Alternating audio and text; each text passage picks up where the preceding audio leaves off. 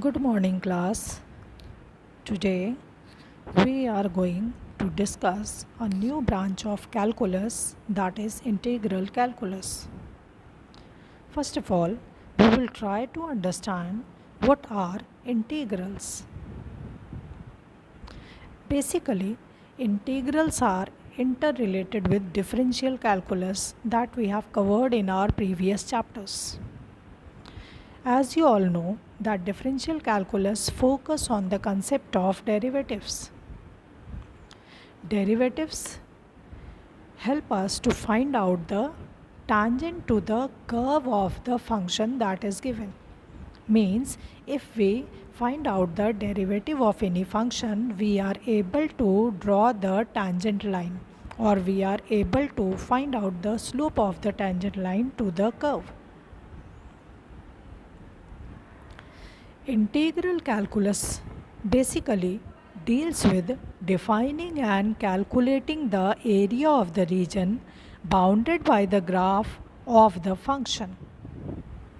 Means if suppose the limits are given to you, then within the limits whatever curve is drawn, we can find out the area bounded by that curve within that limits. It is also helpful for finding out the family of curve of which the slope of the tangent is given. Now what does this mean? That if suppose derivatives are given to you, it means you are given the locus for the slope of the tangents to the curve. To doing integration, what we can do, we can find out the family of curve to which these are the slopes. It means we can say that integrals are actually the process of anti-differentiation or reverse of differentiation. Suppose if a function fx is differentiable at each and every point in the given interval. If I say a function is differentiable, it means that f dash x is existing in the given interval. And if f dash x exists at each and every point in the interval, then fx can be obtained by using the integrals, and it will be called as antiderivative, or sometimes we call it as primitives also. Now, formula for obtaining the antiderivative means formula for finding out the equation of the curve to which the given derivative corresponds is called the process of indefinite integral. Means with the help of indefinite integral, we can find out the antiderivatives to which the slope of the tangent to the curve is given. Thus, we can conclude that integral calculus helps us in two ways. First, in finding the function when its derivatives are given, which is termed as indefinite integral. And second process is finding the area bounded by the curve under certain specific conditions, and it is termed as definite integrals. In a nutshell, what I concluded that integration is actually the inverse process of differentiation. And when I say inverse process of differentiation, then it means that we can find out the reverse process of differentiation, which will be called as integration. Suppose if I say that derivative of sin x plus c, some constant, is cos x. You know, c is any real number. So derivative of sin x plus c will be cos x. It means what? For various functions, sin x plus c means there are various functions, and for various functions we are getting one antiderivative. Means what? We can say that if I integrate cos x, so cos x is what? Cos x is the derivative. And if I go for antiderivative, means reverse of cos x, So we will say that it is sin x plus c. Sin x plus c means I can write it as sin x, or I can write it as sin x plus 1, or I can write it as sin x plus 2. Means what I conclude, that the antiderivative of any function given to you will never be unique. Now, if I consider a function y equal to x square, y equal to x square plus 1, y equal to x square plus 2, what we notice that it will always be a parabola at a certain gap if we draw it in the graphical presentation. Now if I draw any line x is equal to a parallel to y axis.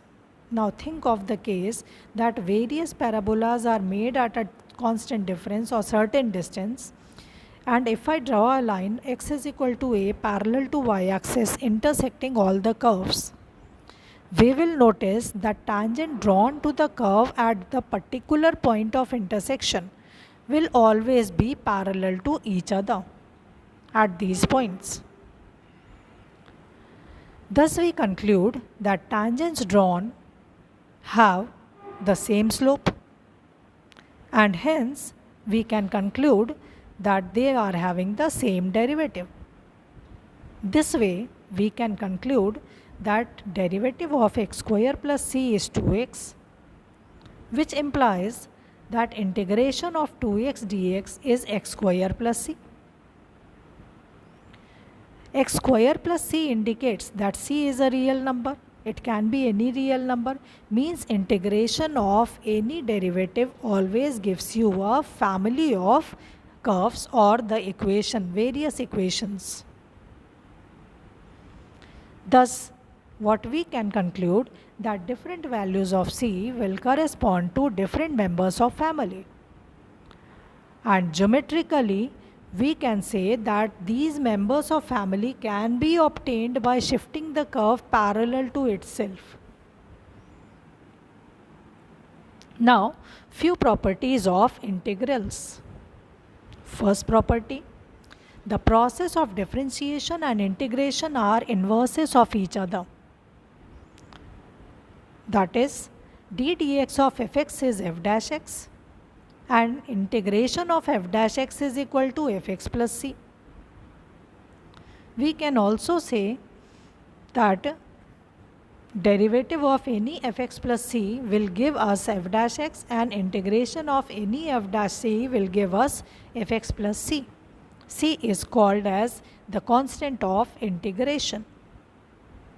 Second property, two indefinite integrals with same derivative lead to the same family of curve, and so they are equivalent.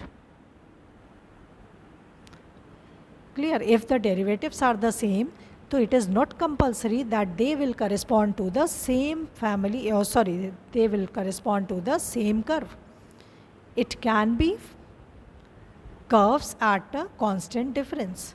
Means we can conclude that two indefinite integrals having same derivative will belong to same family, so they are equivalent.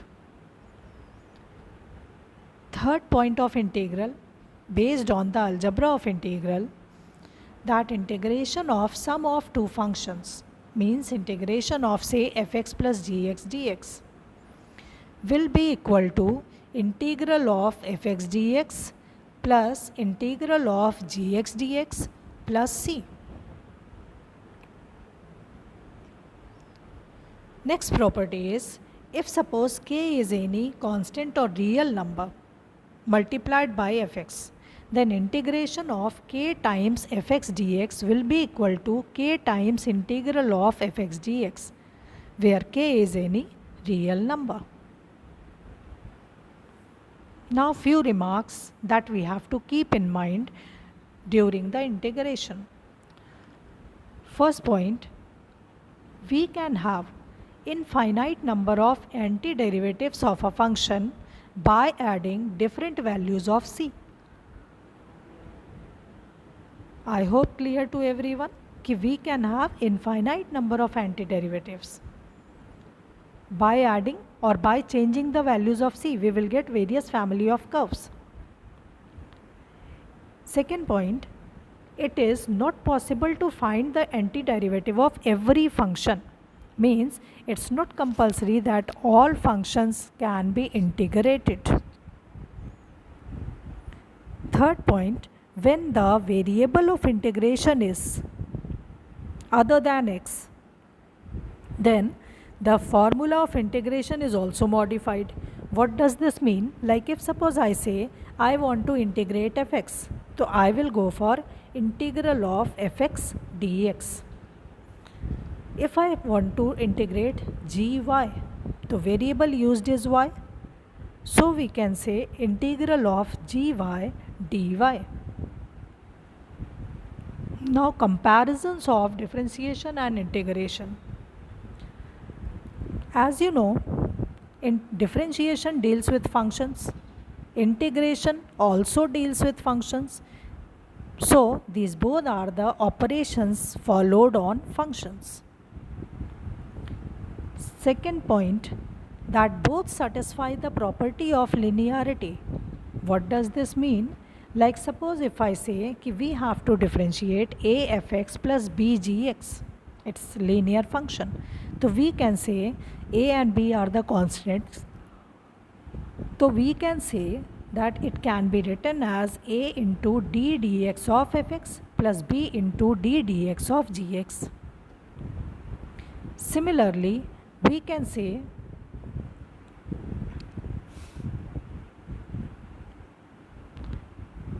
that all the functions are not differentiable. As all the functions are not differentiable, similarly all the functions are not integrable also. Means it's not compulsory that every expression that you see can be integrated, because it's not compulsory that the expression that you are seeing or you are given are the derivatives of some curve. Fourth point, derivative of a function is unique, but integral of a function is never unique. We have discussed it earlier that as we change the value of c, we are getting a various curves. It means we get a family of curve when we do the integral on any function. Next point, when a polynomial function is differentiated. So you know the power rule. So when a polynomial function is differentiated, we obtain a polynomial of 1 degree less form. But when a polynomial is integrated, we obtain a polynomial of 1 degree more than it. Next point, we can speak of derivative at a point, but we cannot speak of integral at a point. If we want to be specific, we have to consider the integral in an interval. It can never be discussed at a point. Geometrical meaning of derivative of a function is the slope of the tangent to the curve at a point. Indefinite integral geometrically means the family of curves parallel to each other having parallel tangents at the point of intersection of the curve of the family with the lines orthogonal to the axis representing the variable of integration. Now here one thing should be made clear, that if I integrate fx dx, so we will get some function px plus c. Now if I change the value of c, we are obtaining a family of curve. They will all have same slope. If I draw a line like x is equal to a, which is intersecting all the curves, so what you notice कि the variable of integration was x and I have used the line x is equal to a, which is orthogonal to the x-axis. So by this way we can find out the various curves which can be obtained on integration. Both differentiation and integration are the process involving the limits. Involving the limits in the sense that differentiation and integration both work in a certain defined interval. Remember, there are various identities that you have studied in class 11th, like you have studied derivatives of all the trigonometric function, derivatives of logarithmic function, derivatives of exponential function, and derivatives of inverse trigonometric functions. So, when we talk of derivatives, so in the reverse manner, we can talk of integration also. Means if I say derivative of log x is 1 by x, then I can say that integral of 1 by x dx will be log mod x plus c. Similarly, if I say that derivative of ex dx is ex, so we can say integral of ex dx is equal to ex plus c. We have power rule in integral also. Like derivative. In derivative, the power rule was d dx upon d dx of x to power n is equal to n times x to power n minus 1. Similarly, the power rule on integral is that integral of x to power n dx will be equal to x to power n plus 1 upon n plus 1 plus c. So you can try by the antiderivative process various questions of exercise 7.1. Thank you.